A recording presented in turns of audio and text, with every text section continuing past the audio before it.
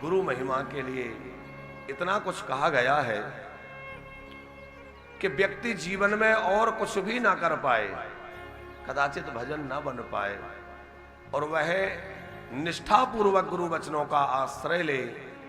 गुरुदेव ने जो आज्ञा प्रदान कर दी, ये करो, गुरुजी ने कह दिया झाड़ू लगाओ, तो वो झाड़ू ही लगाता रहे, उसी से उसका कल्याण हो जाएगा। यदि गुरु को भगवत स्वरूप माना है तो फिर गुरु की आज्ञा भगवान की ही आज्ञा है, और जो आज्ञा मिल गई वो हमारा कर्तव्य है। गुरु के वचन प्रतीति न जेहि, सपने सुगम न सिद्धि सुख तेहि। जिसको गुरुदेव के वचनों में भरोसा नहीं है, उसको तो स्वप्न में भी सुख और सिद्धि प्राप्त हो जाए ऐसा संभव नहीं है। मानसकार गोस्वामी जी कहते हैं, बंदा हो गुरु पद पदों परागा, बंदा हो गुरु पद पद परागा, बंदा हो गुरु पद पदों परागा, बंदा हो गुरु पद पद परागा, सुरुचि सुवास सरस अनुरागा, सुरुचि सुभाष सरस अनुरागा, अमिये मोरी मैं चारण चारो, अमिये मूरे मैं धरण चारो, समन सकल भव तुझ परिवार, समन सकल परिवार।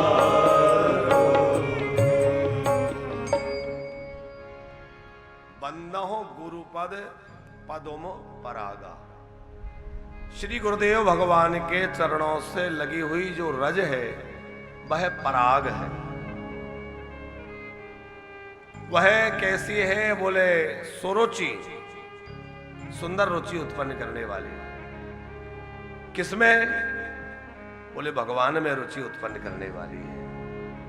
जो गुरु रज से, गुरु चरणों की रज से जुड़ा रहेगा, उसको सहज भगवत प्रीति प्राप्त हो जाएगी। अलग से उसको प्रयत्न करने की आवश्यकता नहीं है। वह गुरुदेव के चरणों की रज उसको सहज भगवत प्रीति प्रदान कर देगी। उसके अंदर वह रुचि उत्पन्न कर देगी। सुवास, सुंदर सुगंध से जो युक्त है, और जिसके जीवन में वह प्राप्त हो, उसके जीवन को भी सुवासित कर दे। जिसको वह रज प्राप्त है, उसका वह जीवन भी सुगंधित हो जाए। देखो, एक बगिया वो होती है जिसका कोई माली नहीं होता, और जिस बगीचे का कोई माली नहीं होता, उस बगिया में आप जाकर देखें तो तमाम खरपतवार खड़ा हुआ है, तमाम पेड़ सूखने भी लगे हैं, कुछ पौधे सूख रहे हैं, कुछ की टहनी यहां वहां जा रही है, कुछ पुष्प खिले हैं वो झड़ रहे हैं, और कुछ खिल नहीं पा रहे हैं खाद पानी के अभाव में। और जिसमें जिस बाग का माली होगा, उस बगिया की क्या स्थिति होगी? सुंदर सजी होगी, क्योंकि जो कुशल माली है उसको पता है कि कब किस पौधे को कितना पानी देना है, कब किसको कितना खाद देना है, कब किसकी कटाई करना है, कब किसकी छटाई करना है। खरपतवार हो गई, इसको निकालना है, तो वो समय समय पे करेगा कि नहीं? अभी हम लोग वानप्रस्थ धाम के फेज 2 में सुंदर गार्डन बना रहे हैं, तो वहां जो गार्डन बना रहे हैं तो हमारे परिकर लोग अपने अपने ढंग से पेड़ लगा रहे थे। हमने कहा भैया ऐसे नहीं काम चलेगा, किसी कुशल व्यक्ति को यह काम दे दिया जाए, जो माली हो, जानकार हो, किसी नर्सरी वाले को, तो फिर एक नर्सरी वाले से संपर्क करके उसको वो पूरा काम दिया, भाई तुम अपने ढंग से, और उसने बहुत थोड़े समय में उसको, अब आप जाकर देखिए तो थोड़े समय में बहुत बढ़िया सजा दिया, क्योंकि वो कुशलता उसकी है, उसको पता है। उसने नाप करके नपती लगा लगा के बोले ऐसे पेड़ लगाए जाएं, ऐसे लगाए जाएं, तो नपती से सब व्यवस्थित कर दिया। और भी पौधे लग रहे हैं। तो हम कह ये रहे थे कि जिस बगिया में माली है वो सजी रहेगी, और जिसके जीवन बगिया में भी गुरु रूपी माली है, उसकी जीवन बगिया भी महकती रहेगी, सजी रहेगी। उसमें जो खरपतवार होगा, खरपतवार क्या है? हमारे अंदर जो विकार आते हैं वो विकार ही खरपतवार है। जब गुरुजी देखेंगे कि इसमें ये विकार आ रहा है, कहेंगे नहीं, वो अपने अनुसार, अपने ढंग से, अपने तरीके से उसको दूर कर देंगे कि कैसे इसका ये दोष दूर हो। उनको चिंता हो जाएगी कि भाई मेरे शिष्य में, मेरे चेला में ये दोष आ रहा है। अच्छा, कई बार गुरुजन जब हमारे दोष दूर करने के लिए कोई यत्न करते हैं तो हमें अच्छा नहीं लगता। गुरुजी बहुत रोक टोक करते हैं, गुरुजी ऐसा कहते हैं, कई बार बुरा भी लगता है लोगों को। लेकिन सचिव वैद्य गुरु तीन जो प्रिय बोले भय आस, और राज धर्म तन तीन कर हो है बेग ही। अब यदि राजा का मंत्री मुंह देखी करने लग जाए, अरे महाराज आपका क्या कहना, आप तो जो निर्णय करते हैं वो अद्भुत होता है, आपका निर्णय तो धर्मराज का निर्णय है, और बस ऐसे ही चढ़ाते जाएं तो क्या होगा? वो जो है गलत निर्णय भी ले लेगा और राज्य का नाश हो जाएगा। राज्य के हित में ना कहे, कैसे काम चलेगा? नीति की बात मंत्री कहे, ये उसके लिए धर्म की बात है। सचिव वैद्य, आप डॉक्टर के पास गए और डॉक्टर सोचे कि भाई बड़े आदमी हैं, अब इनको नाराजी नहीं लेना चाहिए, नाराज नहीं करना चाहिए, इनको खुश रखो। अब वो खुश रखने के लिए आप जैसा कहें, डॉक्टर साहब सुई मत लगाना, बोले बिल्कुल नहीं लगाएंगे। दवाई कड़वी नहीं होना चाहिए, बिल्कुल, बोले मीठी मीठी खिलाएंगे। और वो आपको मीठी मीठी शहद चटाता रहे तो आप विचार करिए क्या रोग दूर होगा? हो सकता है रोग और बढ़ जाए। उसी प्रकार गुरुदेव ये सोचा कि भाई शिष्य बड़े प्रभावी हैं और बड़े धनी हैं, इनसे जो है नाराजी नहीं लेना, इनको प्रसन्न रखना है। तो जैसा ये कहे वैसे हाँ में हाँ करते रहे। हाँ हाँ बहुत अच्छा कह रहे हैं, अरे सेठ जी आप तो बहुत बढ़िया कह रहे हैं, आप जो कह रहे हैं बिल्कुल ठीक ही है।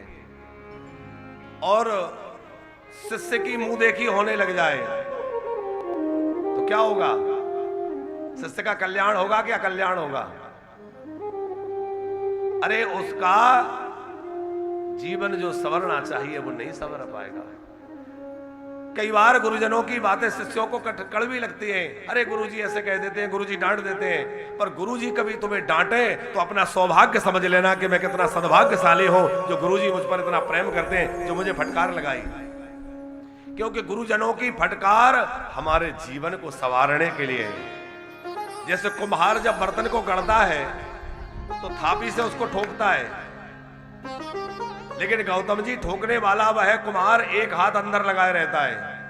बाहर ठोकने वाला हाथ तो सबको दिख रहा है, पर सहारा देने वाला हाथ लोगों को दिखता नहीं है, वो अंदर से लगा होता है। उसी प्रकार गुरु जो है वो ऊपर से फटकार लगा रहा है, डांट लगा रहा है, लेकिन अंदर से आपको संभाल रहा है, कहीं टूट ना जाए, कहीं बिखर ना जाए, ये संवर जाए, ये बन जाए और ये जीवन में कुछ कर ले। एक दिन हमारी एक मैया ऊपर दक्षिणा बट रही, पंकज जी, वो सबको दे रहे थे, तो एक मैया भी भाव में आकर के, कोई उनका भाव ये नहीं था दक्षिणा ले ले, हाथ बढ़ा दी। हम वहां खड़े थे, हमने कहा भैया ये क्या कर रही हो, दक्षिणा क्यों ले रही? तो उन्हें थोड़ा ठीक नहीं लगा, हम तो थोड़ा डांट के चले आए। बाद में वो एक आध दिन नाराज भी रही हमसे, पर हमने क्यों डांटा? तीर्थ में आए हो, ब्रजवास कर रहे हो, भगवान की कृपा से सक्षम हो, खूब संपन्न हो, घर में कोई कमी नहीं है, अर्थ की कोई कमी नहीं है, और सब प्रकार से धन संपन्न होकर के और ब्रजवास करने के लिए आप तो भजन करने आए हो, और भजन करने आए हो और यहां आकर के इन सब कामों में लग जाओ। आपने किसी का एक पैसा भी ले लिया तो आपके ऊपर कर्ज चढ़ गया कि नहीं? जैसे तीर्थ में दिया हुआ दान 1000 लाख गुना हो जाता है, वैसे ही तीर्थ में लिया हुआ कर्जा भी तो लाखों गुना होगा कि नहीं? तीर्थों में किया हुआ पुण्य जैसे हजारों लाखों गुना हो जाता है, वैसे तीर्थ में होने वाला पाप भी कई गुना होगा कि नहीं? अन्य क्षेत्रे कृतम पापम तीर्थ क्षेत्रे विनश्यति, पर तीर्थ क्षेत्रे कृतम पापम वज्रलेपम भवेत। अन्य कहीं आप स्थान पर पाप हो भी जाए तो तीर्थों में जाएंगे, तीर्थों का स्नान अवगाहन करेंगे, दोष मिट जाएगा, पाप समाप्त हो जाएगा। लेकिन तीर्थ में जाके हो जाए बहुत मुश्किल है, फिर तो भोगना ही पड़ेगा। इसलिए तीर्थों में जाकर के बहुत सावधान रहना चाहिए कि वहां हमसे कोई ऐसा काम ना हो जाए, कोई अपराध ना बन जाए। तीर्थ के प्रति, धाम के प्रति, संतों के प्रति, वहां भक्तों के प्रति किसी भी प्रकार से हमसे कोई अपराध ना हो जाए। और गुरुजनों ने यदि फटकार लगाई तो उसको बहुत अपना सौभाग्य समझना चाहिए कि हम बड़भागी हैं जो हमें कुछ समझ करके कहा। इतने लोगों में किसी को नहीं कहा, हमें ही कहा। तो जैसे कक्षा में शिक्षक ज्यादा किस बच्चे को डांटता है? जिसको ज्यादा प्रेम करता है, जिससे ज्यादा उम्मीद है ये कुछ करेगा, कुछ बन के दिखाएगा। तो जिस बच्चे को टीचर ज्यादा प्रेम करते होंगे उसको ज्यादा संभालेंगे, उसको ज्यादा फटकारे, अरे तुम ऐसा क्यों कर रहे थे, तुम्हें तो इस समय क्लास में होना चाहिए, तुम्हें तो इस समय ये काम करना चाहिए है? तो गुरुजनों की फटकार जो है वो हमारे हित के लिए है। पर गुरु वचनों में भरोसा यदि नहीं है और गुरु वचनों को कठोर मान करके उनका हमें बुरा लग रहा है तो फिर कल्याण होना संभव नहीं है। इसलिए गुरु के वचनों का बुरा ना माने। कभी गुरुजन आपको कुछ कहें, समझाएं तो उनका आदर करें, उन बातों का अनुमोदन करें, क्योंकि गुरु के वचन संजीवनी बूटी हैं, सजीवन बूटी मानसकार ने कहा है। किसकी सजीवन बूटी है? बोले भव औषधि की। अच्छा, ये भव रोग है, संसार रोग है। गौतम जी, रोग क्या है? आना जाना। ऐसा समझिए कि ये संसार ही एक तरह का हॉस्पिटल है, दवा खाना है, और जो आवागमन है यही बीमारी है। अच्छा, हॉस्पिटल में रोगी तो जाता ही है, लेकिन डॉक्टर भी तो जाता है। क्यों पंकज जी? हॉस्पिटल में रोगी ही नहीं जाता, हॉस्पिटल में डॉक्टर भी जाता है। लेकिन रोगी गया है रोग का इलाज कराने और डॉक्टर गया है रोगी को ठीक करने, रोग को मिटाने के लिए। तो हम लोग रोगी हैं जो अपने कर्म बंधन में पड़ के संसार में गिरे हैं, और जो सदगुरु है वो वैद्य है। सदगुरु वैद्य वचन विश्वासा। सदगुरु वैद्य है। वो वैद्य क्या है? बोले इस भवसागर में आए तो वो भी इसमें। ये बात हम इसलिए कह रहे हैं कि लोग कहेंगे कि महाराज यदि ये संसार ही भवरोग है तो फिर यहां तो गुरुजन भी आते हैं, क्या वो भी उसी रोग से पीड़ित हैं? ऐसा लोगों को लग सकता है। तो इसलिए समझने की बात यह है कि वो रोगी नहीं है, वो वैद्य है। और जैसे हॉस्पिटल में बीमार भी जाता है और डॉक्टर भी जाता है, बीमार इलाज कराने गया है और डॉक्टर इलाज करने गया है, वैसे हम लोग इस संसार सागर में अपने रोग से पीड़ित होकर के रोग के कारण आए हैं। और सदगुरु आते हैं, जो महापुरुष आते हैं, वो हम लोगों का रोग मिटाने के लिए आते हैं, ताकि हमारा ये आवागमन का चक्र, ये रोग मिट जाए, भव रोग नष्ट हो जाए। आप महापुरुषों का दर्शन करें।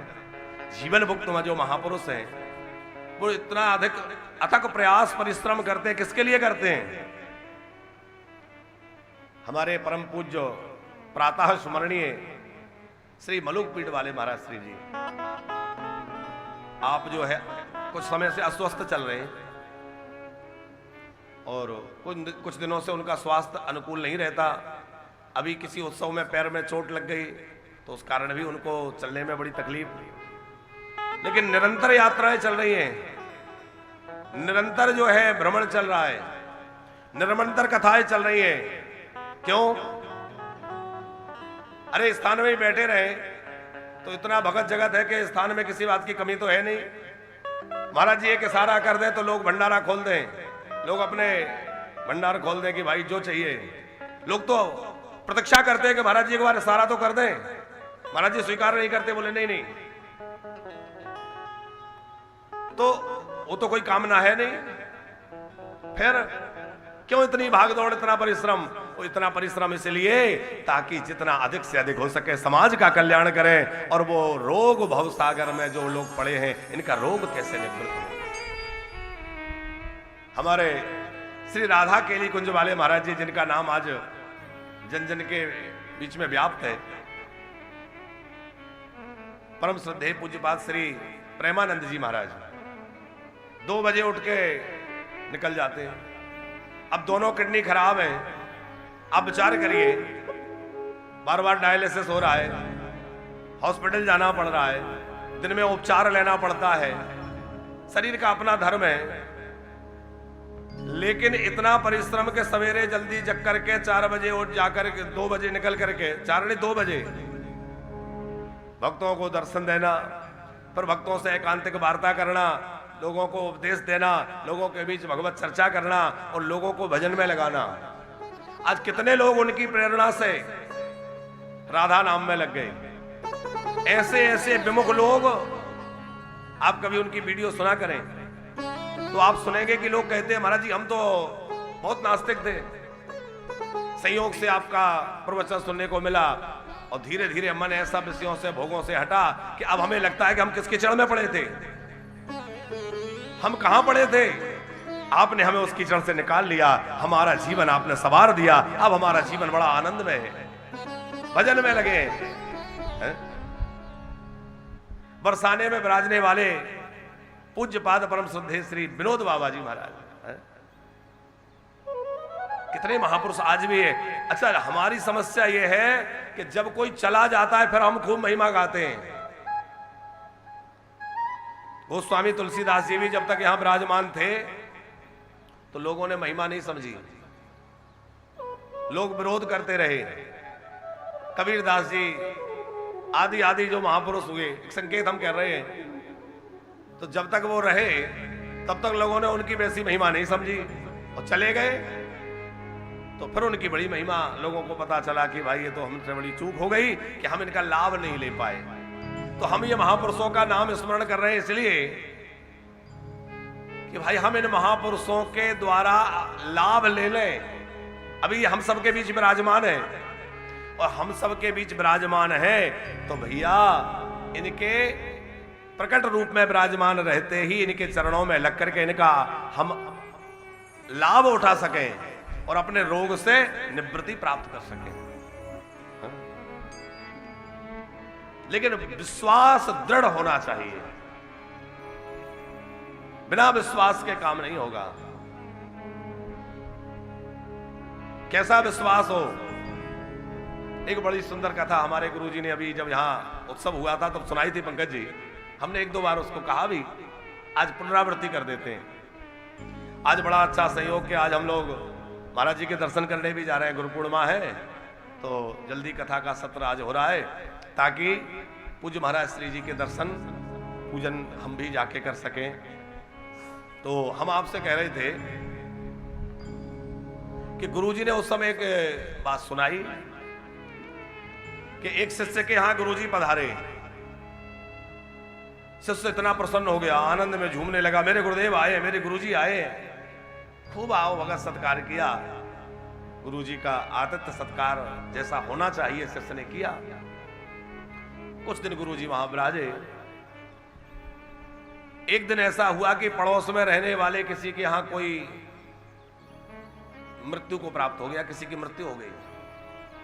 लोग रो रहे थे, दुख शोक मना रहे थे उसने शोर सुना, क्या हो गया भाई, बड़ी भीड़ लगी है। बोले अमुक व्यक्ति का शरीर पूरा हो गया, बेचारा बीच में ही चला गया, अभी उसकी उम्र ही क्या थी। इसके मन में विचार आया कि सब संत और सदग्रंथ कहते हैं कि गुरुदेव के चरणों में अमृत होता है, श्री गुरुदेव के चरणों में अमृत होता है, यह बात सब लोग कहते हैं। तो मेरे तो गुरुदेव पधारे हुए हैं, उनके चरणों में अमृत है, अभी इसको अमृत पिला दूं, जीवित हो जाएगा। बोले रोको रोको, आप लोग परेशान मत हो, रो मत, मैं अभी व्यवस्था कर देता हूं। अब लोगों ने तो ध्यान नहीं दिया, लेकिन ये गया बड़ी श्रद्धा से अपने गुरुदेव के चरण धोए और वो चरणामृत लिया और ले जाकर उस मृतक के मुख में डाला, और जैसे ही उस मरे हुए व्यक्ति के मुंह में वो चरणामृत डाला, राम राम कह के वो खड़ा हो गया, जीवित हो गया। अब लोगों के आश्चर्य का ठिकाना नहीं रहा, अरे भैया मरा व्यक्ति जीवित हो गया। बोले भैया क्या बताएं, हमारे गुरुदेव पधारे, उनकी कृपा है, उनके चरणों में अमृत है। अब ये बात जब चली तो गुरुजी को पता चली। गुरुजी सोचने लग गए कि अरे वाह, मेरे पैरों में अमृत है जी, तो मुझे आज तक पता नहीं था, मुझे आज तक पता नहीं था कि मेरे चरणों में अमृत है। चलो कम से कम शिष्य के बहाने पता तो चली गया। तो पंकज जी क्या हुआ, गुरुजी वहां से कुछ समय बाद विदा हो गए, और गुरुजी कहीं निकल के कभी जा रहे थे, और राजा का बेटा, इकलौता बेटा राजा के था, और मृत्यु को प्राप्त हो गया। राजा बहुत दुखी था, सब लोग सब यात्रा निकाल रहे थे, और अंतिम यात्रा में राजा भी बहुत दुखी होकर चल रहा था। जैसे ही गुरुजी ने देखा तो पूछा कि भाई क्या हुआ, सब बात सुनाई गई। इन्होंने कहा परेशान मत होइए, मैं अभी व्यवस्था कर देता हूं, ये जीवित हो जाएगा। अब उन्हें तो था कि मेरे पैरों में अमृत है। राजा से कहा कि लौटा ले चलो, महल में ले चलो, मैं जीवित कर दूंगा। राजा ने कहा देखो, एक बार अर्थी घर से निकल जाए तो वापस नहीं जाती, और यदि हम वापस ले जाएंगे और कदाचित ये जीवित नहीं हुआ तो बहुत अनुचित हो जाएगा, बहुत गलत हो जाएगा। गुरुजी ने कहा नहीं नहीं, आप भरोसा रखिए मेरे ऊपर, पक्का जीवित हो जाएगा। राजा ने कहा सुनो, तुम्हारी बात मानकर मैं वापस तो ले जाऊं, लेकिन यदि ये जीवित नहीं हुआ तो फिर एक अर्थी नहीं निकलेगी, फिर घर से 2 अर्थी निकलेंगी, तुम्हें भी सूली पे चढ़ा दिया जाएगा। बोले हाँ हाँ बिल्कुल मुझे स्वीकार है। ले गई। अब महल में ले जाकर अर्थी उतारी गई। गुरुजी ने अपने पैरों को धोया और धो करके उसके मुंह में डाला, कोई परिवर्तन नहीं हुआ, कुछ भी नहीं हुआ। राजा ने कहा करो प्रयास, अब ये खूब प्रयास करें, कुछ नहीं हुआ। राजा ने कहा जिसका डर था वही हुआ। एक तो हम इतने दुखी थे और इसने उपहास कराया, हमें व्यर्थ परेशान किया, सूली पर चढ़ा दो, अब एक साथ 2 अर्थी निकलेंगी। सूली पे चढ़ाने की तैयारी हुई, और जैसे ही सूली पे चढ़ाने लगे तो मरने वाले से अंतिम इच्छा पूछी जाती है। पूछा कि तुम्हारी कोई अंतिम इच्छा हो तो बताओ। ये बोले कि देखो और तो कोई अब अंतिम इच्छा रही नहीं, एक ही इच्छा है कि मरते मरते एक बार उस शिष्य से अवश्य मिलना चाहता हूं, अमुक अमुक शिष्य मेरा वहां रहता है, उसको एक बार बुलवा दीजिए। राजा ने प्रबंध किया, उस शिष्य को बुलाया गया। राजा ने देखा कि मेरे गुरुजी को सूली पे चढ़ाया जा रहा है, वो तो चरणों में गिर गया। गुरुदेव आपने ऐसा क्या कर दिया, किसी की हत्या कर दी, डाका डाल दिया, ऐसा क्या हुआ जो आपको सूली पे चढ़ा रहे हैं? गुरुजी ने कहा बेटा ऐसा कुछ नहीं किया, सब तेरे ही कारण हो रहा है। अरे गुरुजी मैंने ऐसा क्या किया? सारी बात सुनाई। वो बोला रोको रोको रोको, इनको सूली पे मत चढ़ाओ, उतारो इनको, मैं इसको जीवित कर देता हूं, इसमें कौन बड़ी बात है, मुझे पता है मेरे गुरुजी के चरणों में अमृत है, अभी मैं इसको जीवित कर देता हूं। राजा ने कहा तीसरी अर्थी की भी तैयारी करो, यदि जीवित नहीं हुआ तो तुझे भी मार डालेंगे, मृत्युदंड मिलेगा। बोले मुझे मंजूर है, कर ले तू भी अपना प्रयास। गुरुजी को सूली से उतारा, उसने बड़ी श्रद्धा से बड़े अनुराग पूर्वक गुरुजी के चरण पखारे, और गुरुदेव के चरण धो करके जैसे ही वो चरणामृत राजकुमार के मुख में डाला तो मरा हुआ राजकुमार जीवित होकर के राम राम कह के खड़ा हो गया। अब तो राजा आश्चर्यचकित हो गया। अच्छा, राजा को जितना आश्चर्य हुआ उससे ज्यादा कई गुना अधिक आश्चर्य गुरुजी को हुआ। भैया मैंने भी तो यही चरण खूब धोए थे, खूब पिलाया, कुछ नहीं हुआ। और ये क्या बात हुई कि शिष्य ने चरण धोकर पिलाए तो जीवित हो गया, ऐसा क्यों हुआ? तो गुरुजी ने वहां से तो छुटकारा पाया, शिष्य का वह प्रभाव, उसकी श्रद्धा का प्रभाव, और उसके बाद गुरुदेव वहां से आदर सहित विदा हो गए। अब आदर सहित जब गुरुदेव विदा हुए तो गुरुदेव ने अपने गुरुजी से कभी प्रश्न किया कि गुरुजी ऐसी ऐसी घटना घटित हुई, आखिर ऐसा क्यों हुआ? तो गुरुदेव ने कहा कि बात यह है कि तुम्हारे पैरों में अमृत है, ये बात नहीं है, तुम्हारे पैरों में अमृत नहीं है, उस शिष्य की श्रद्धा में अमृत है। देखो हम लोग गुरु महिमा की चर्चा कर रहे हैं, गुरु पूर्णिमा महोत्सव मना रहे हैं और गुरु महिमा की चर्चा हो रही है। और हमारे गुरु तुल्य ही जो मध्य प्रदेश में बड़ी ख्याति प्राप्त और समूचे भारतवर्ष में अपनी कथाओं की गंगा बहाते हैं, ऐसे परम श्रद्धेय पूज्यपाद श्रद्धेय श्री मुकेश महाराज जी हमारे मध्य पधारे। एक बार जोर तालियां पूज्य महाराज श्री जी के लिए। आप मध्य प्रदेश की पावन भूमि भोपाल से पधारे हैं और आप हमारे गुरु तुल्य ही हैं, और हमारा परम सौभाग्य है कि गुरु पूर्णिमा के इस उत्सव के कार्यक्रम में आपका मंगलमय आगमन हुआ, क्योंकि हमें स्मरण है और ठीक से स्मरण है कि जब हम कथाएं नहीं कहते थे, उसके बहुत पहले से महाराज जी कथाएं करते हैं, और पूज्य श्री की कथाओं में बैठने का हमें सौभाग्य मिला, और पूज्य श्री की कथाओं में बैठ बैठ करके आपकी वाणी सुन सुन करके और कथा बोलने का कुछ अभ्यास बनाया। तो कथा बोलने की जो शुरुआत हुई पूज्य श्री के द्वारा प्रेरणा प्राप्त करके, आप श्री के द्वारा मार्गदर्शन प्राप्त करके, और आप श्री के पद चिन्हों पर चल करके जितना प्रयास हो सका उतना तो नहीं चल सके, क्योंकि आपका आदर्श बड़ा ऊंचा है। और प्रभु श्री सीताराम जी के अनन्य अनुरागी हैं। आप श्री के द्वारा पूरे भारतवर्ष में खूब कथाएं होती हैं, और अभी श्रीधाम वृंदावन में भी दिव्य कथा का आयोजन यही वानप्रस्थ आश्रम में होने वाला है। तो हम सबका उस समय सौभाग्य रहेगा 28 अगस्त से इसी वानप्रस्थ आश्रम में पूज्य श्री महाराज जी के द्वारा श्रीमद् भागवत कथा का आयोजन होगा जन्माष्टमी के बाद। तो महाराज जी की कथा का श्रवण लाभ आप सब लोग यहाँ पर उस समय ले सकेंगे। हमारा सौभाग्य है कि पूज्य महाराज श्री जी यहाँ पधारे हैं। तो हमारे यजमान जी गौतम जी से हम आग्रह करेंगे आकर के पूज्य महाराज श्री जी को पुष्पमाला अर्पित करके और महाराज श्री जी का सत्कार करेंगे पटका उड़ा करके। श्री राम जय राम जय जय राम, श्री राम जय राम जय जय राम,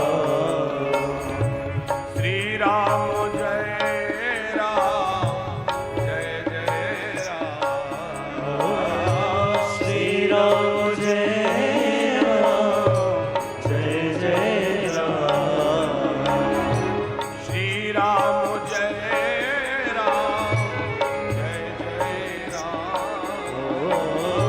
श्री राम जय राम जय जय राम,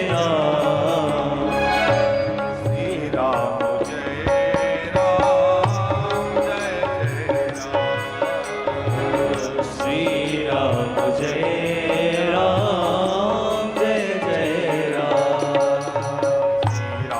राम, श्री राम जय राम जय जय राम, श्री राम जय राम जय जय राम, श्री राम जय राम जय जय राम, श्री राम जय राम जय जय राम, श्री राम जय राम जय जय राम, श्री राम जय राम जय जय राम, श्री राम जय राम जय जय राम, श्री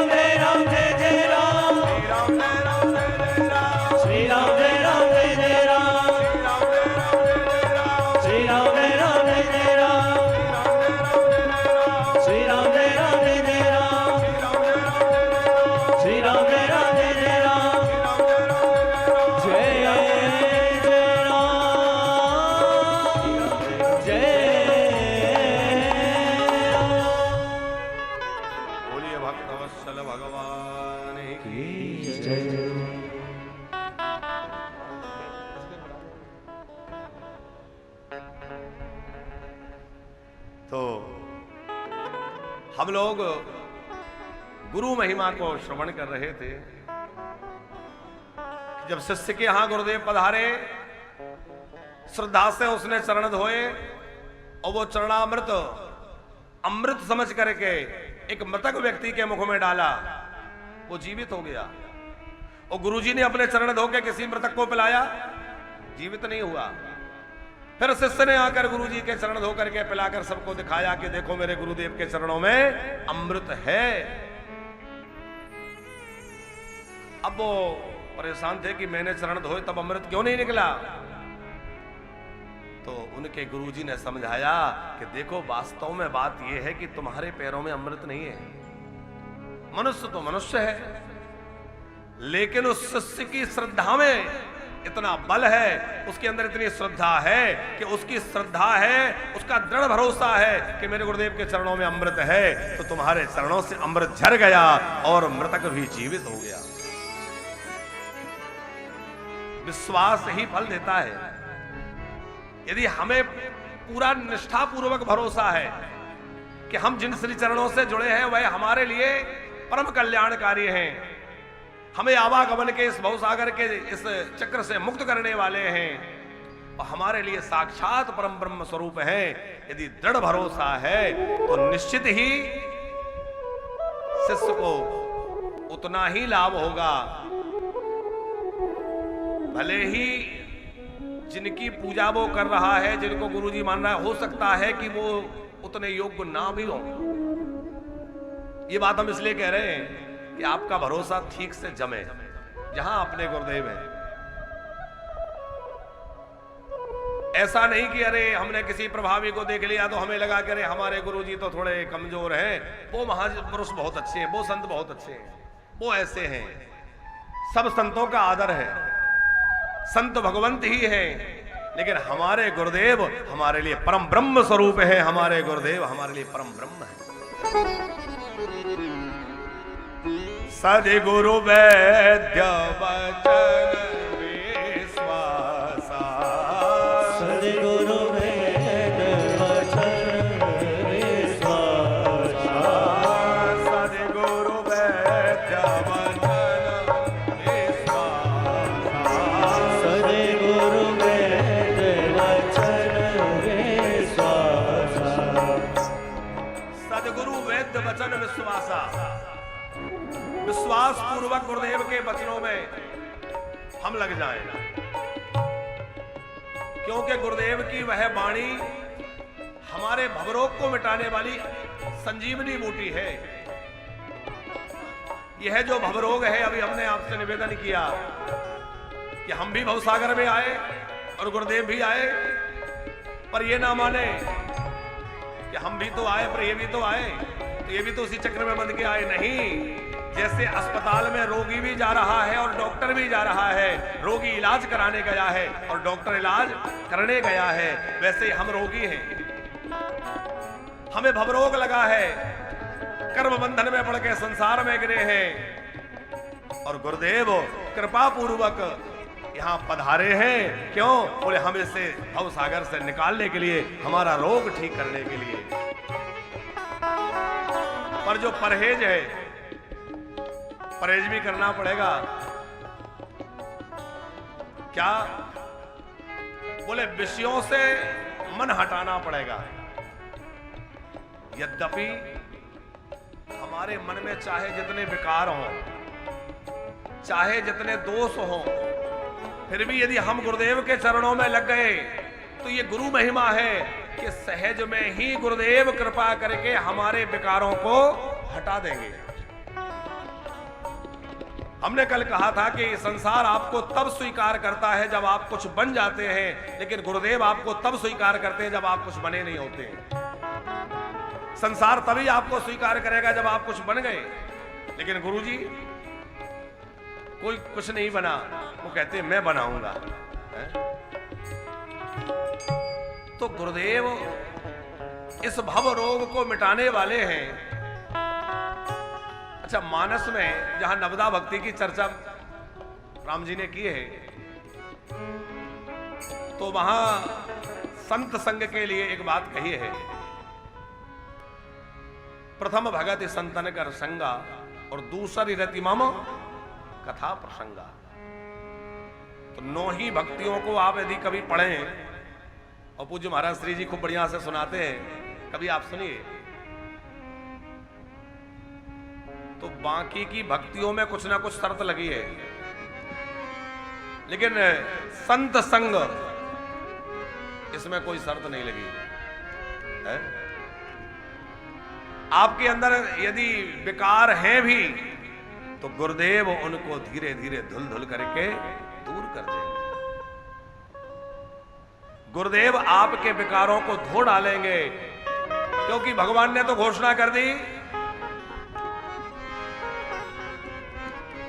कि निरे मल मन जन सो मोहि पावा,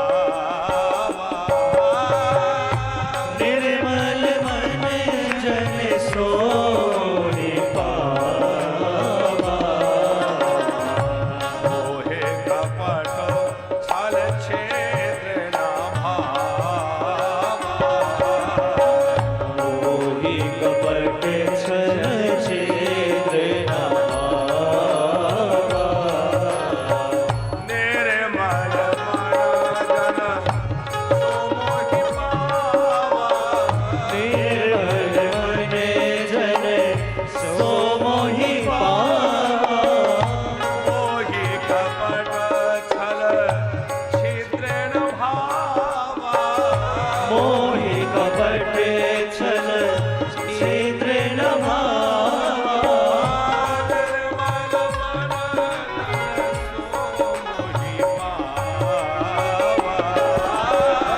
निर्मल मन जन सो मोहि पावा, निर्मल मन मोहे कपट छल छिद्र न भावा। मोहि कपट छल छिद्र न भावा। भगवान ने तो कह दिया निर्मल मन हो तो मुझे अच्छा लगता है, लेकिन निर्मल बने कैसे, कौन बनाएगा? बोले गुरुदेव निर्मल बना देंगे। गुरु चरणों में जो लग जाएगा गुरुदेव उसको निर्मल बना देंगे। सुरुचि सुवास सरस अनुरागा, गुरुदेव के चरण धूलि का आश्रय जब कोई शिष्य लेता है तो वह चरण रज उसको निर्मल बना देती है। सजीवन मूरी की तरह वह जीवन में काम आती है। तो भगवान को निर्मल प्रिय है और निर्मल हम बन नहीं पा रहे हैं, तो गुरु चरणों में लगे रहे तो क्या होगा? बोले गुरुदेव कृपा करके हमें निर्मल बना देंगे, हम निर्मल हो जाएंगे। अब महाराज श्री जी बहुत दूर से पधारे हैं, आपकी बड़ी व्यस्तता है, क्योंकि आपको बिहारी जी भी दर्शन करने जाना है और भी कई कार्य हैं, तो हम चाहेंगे पहले महाराज जी का आशीर्वाद ले लें और फिर आज के कथा क्रम में हम लोग प्रवेश करेंगे। विगत 4 दिनों से हम लोग यथामति गुरु महिमा श्रवण कर रहे हैं, पर हम तो देखो, हम ये मत समझना हम गुरु जी हैं इसलिए कह रहे हैं, हम तो भैया ठीक से चेला भी नहीं बन पाए, पर ऐसे महापुरुषों का आश्रय लिए रहते हैं, इनका कृपा अनुग्रह बना रहे तो जो है दास कुछ आप लोगों के बीच में बोलने के योग्य होकर के बोल पा रहा है। तो पूज्य श्री के श्री चरणों में बारंबार प्रार्थना है कि वह अपना मंगलमय आशीर्वाद सब भक्तजनों को प्रदान करें।